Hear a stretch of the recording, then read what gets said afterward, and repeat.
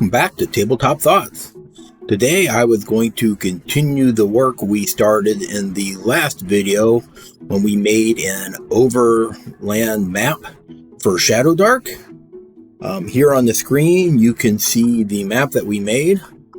We had the different levels, like there was all the different threats. You can see we had our starting village. We had another fortified village down here. There was the oracle, some treasure. I believe we figured out this was a kingdom of fish people. This was a cave system that collapsed, and we had discovered that these people were attacking the fish people here, and this was a village up in the northwest that was controlled by a sorcerer. So I thought today we could look at some tools in that, and we will put together our starting village. So one of the tools that I like to use is, I do not know how to pronounce this, what about Procgen Arcana? This will let you generate realm maps, giant city maps, village maps, a dwelling, dungeons, a cave system. So I thought we would use that to generate our starting village. So when you click on it, it gives you a picture of kind of what it looks like. Village generator pops up, it gives you a generic name, and it shows the village. If you right click on here, you can change the parameters, and you can say, like, we want a coast. We do want a crossroads, because I believe when you look at our map over here, we have one road coming in here and there's a road going up there. So I don't know if we'll consider it our crossroad, but districts, there's farmland. That's pretty much nothing. All it is a farm. So we get generate, and that's what we get. So it generated a town for us. We can change the name. We can come in and part of the layers. You can put like the trees, many, some, none, reroll, add shading, roads.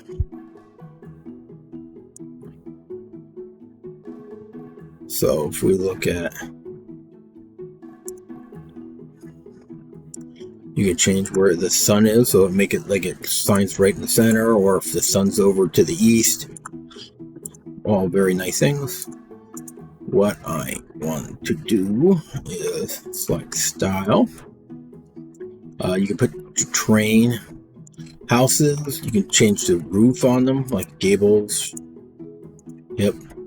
Something I like to do is put hard outlines on the roads and on the fields. Oops. You can change, that's the thing, you can change the text.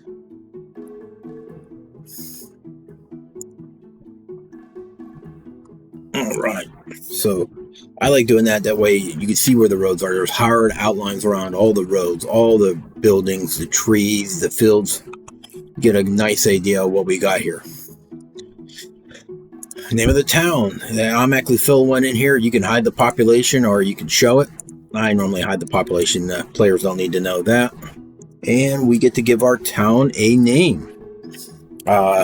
There are names available in the Shadowdark book that you can say, roll them up. I just like to give them names. So if you are using, if you're building a sandbox and you wanted to drop in a bunch of older adventures that you are borrowing from, some AD&D or basic sets, like the Village of Hamlet or the Village of Orlane, you could just give it that name and you already have a village. I'm just going to drop a name in here.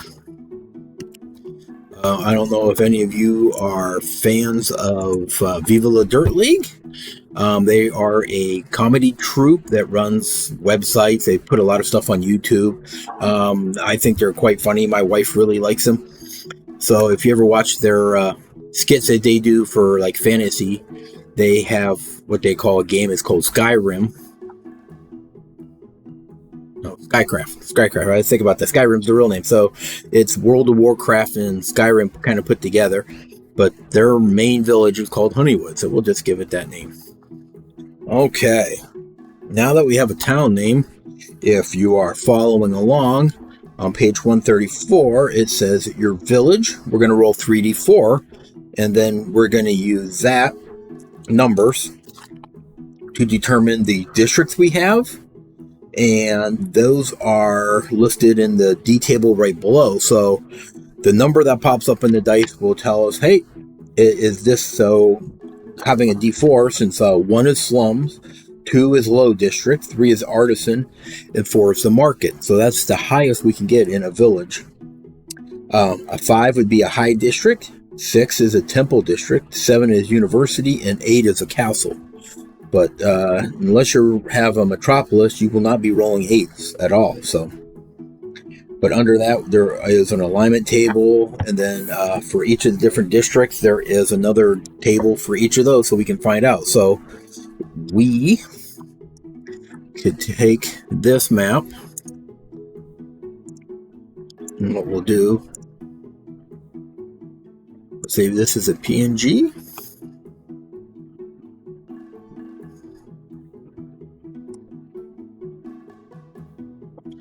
Pops up, we'll stick it on the desktop, name it Honeywood, and save. Alright, now we'll open up paint.net, which is like a free version of Photoshop. And I will go to my desktop, we will find Honeywood, drag that down, drop it in here, open it up. There's our Honeywood.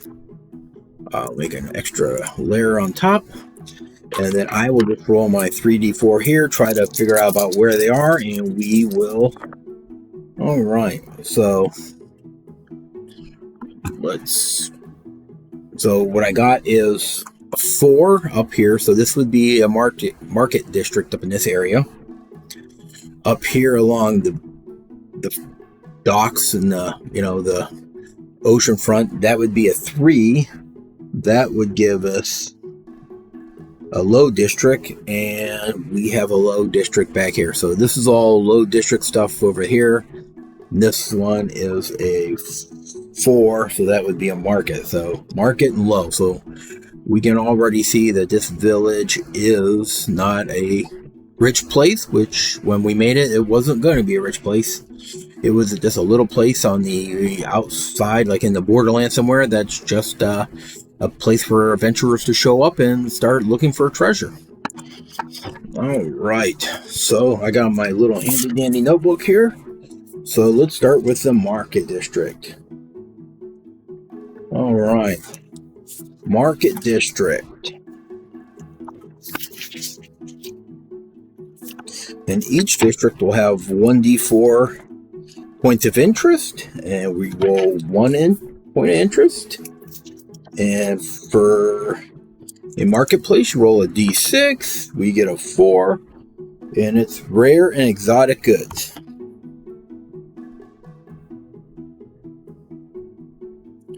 All right, sounds like the main general store there. So that will be something that we will come back and we can flush out later if we wanted to. And then we have the low district on the coast, and we have another low district below that. So for the coast low district, there are 2 places of interest. First D6 is a 1, so it is a graveyard. That's always concerning when your point transits into the graveyard, especially right at the coast. And the second one is a number 2, which is a poor tavern. All right, in the second low district, we roll a d4, and there is only 1 point interest there. We roll the d6, and we get a 3. which is another poor tavern. So this town has a couple of taverns and a store, and that's about it for points of interest here. So as this place is kind of boring, which is kind of good because we want to drive the heroes out of town. This is a place to come back and rest and recuperate and, you know, restock and that. But since this is just going to be like a home base, you really don't want them. I guess you could make an adventure where you don't leave a town. It could all be urban based. I know Professor Dungeon Master ran his Reviled Society, and that was all urban based.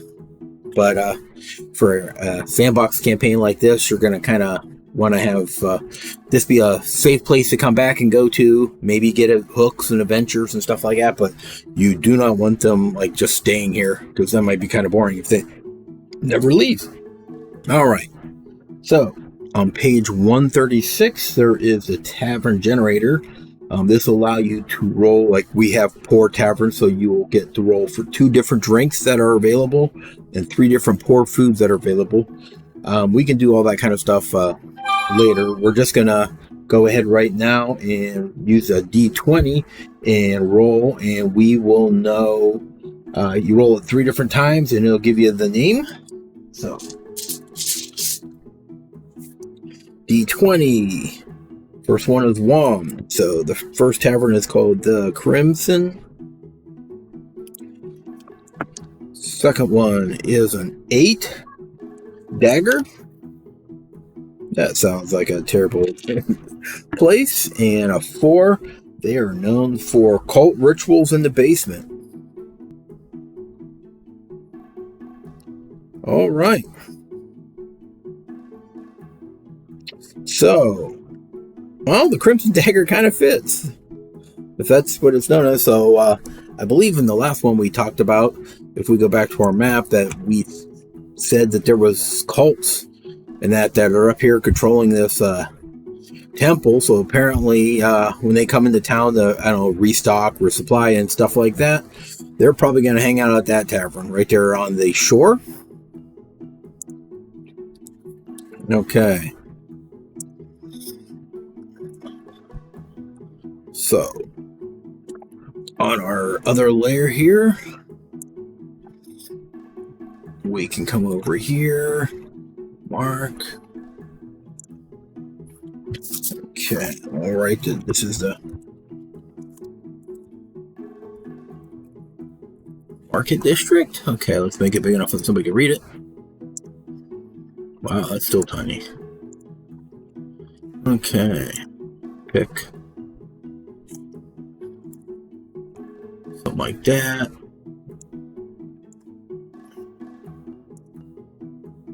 And let's change the color.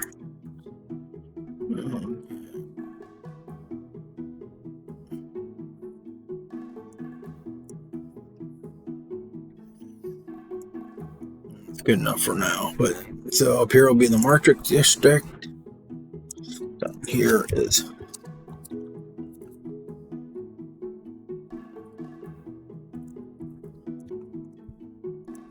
low district up here, and then down here is also another low district down here. So over in here, one of these buildings along here, we might say even like this guy here, this is going to end up being the Crimson Dagger. It is a, you know, a poor tavern that has cult stuff going on in the basement. Apparently everybody knows about it, but you know, if there's, this is a little town, and apparently not going to have much in the way of law enforcement, and you know, as long as they're not hurting anybody, I guess you kind of just let them do it. All right, let's see what else we got here. We got a graveyard, we won't worry about that. And the other tavern in the other part of the low district, let's see, so that one is an 8, so that one is the silver. 18, the silver blade. Geez, both of them are named after weapons.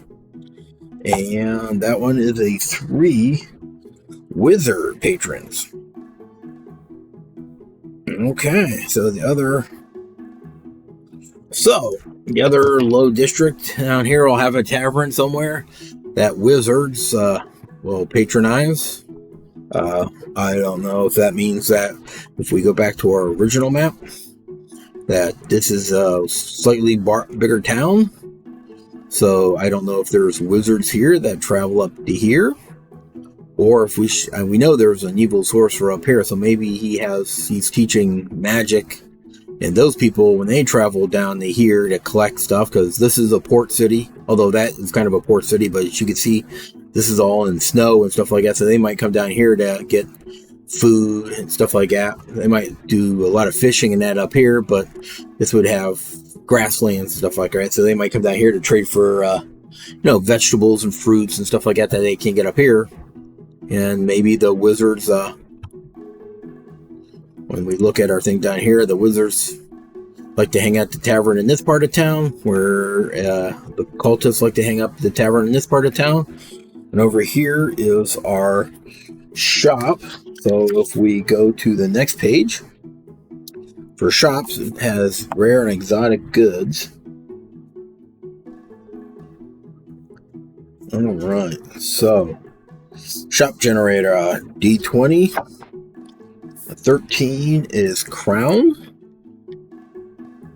And 7. The Crown and Castle is the name of the place. And what they are known for is charging non-regulars extra, which sounds like something that a place like that would do.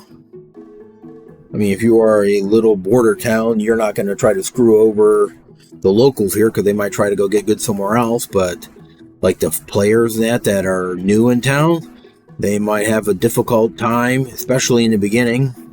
You know, they come up and say, this is the building. They show up. The guy knows they're from out of town. He charges them 25% more for the goods. But as the players show up with, gold and stuff like that, or if they would say, do something to help the town, they stop bandits. I don't know if there's some bandits along the trail, but we'll say, okay, there's bandits that are robbing caravans, and maybe that affects this shop, and the players do something to help him. Maybe he will stop doing that and consider them a regular. All right. So there's also a poor shop where you get to roll a D12, and it'll tell you like what they are good for, because we already know they have rare and exotic goods. But when we roll this, and we get that they are also a gambling house. Okay.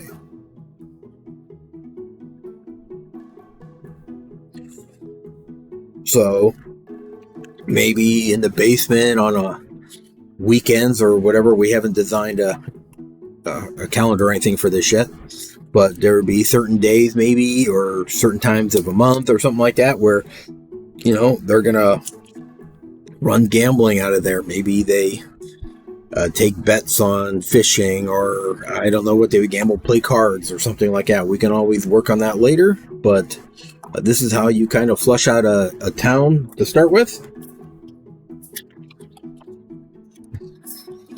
And that will be it for this part.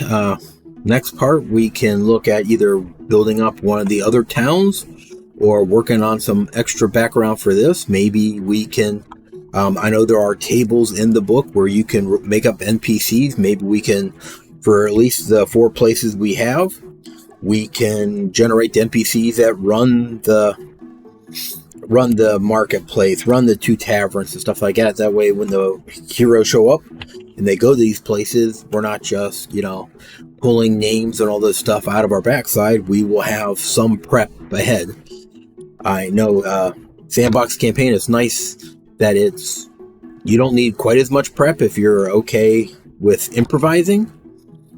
But it's nice if players are going someplace to have that at least prepared. You don't have to detail out every single citizen that lives in this town, everybody who lives in all the other towns. They're going to have to explore, and part of having a sandbox campaign that makes it interesting for the DM as well is watching it grow, especially from random tables where you don't know what's coming, you don't know what's there, you don't know what's in these woods, you don't know what's in the next town.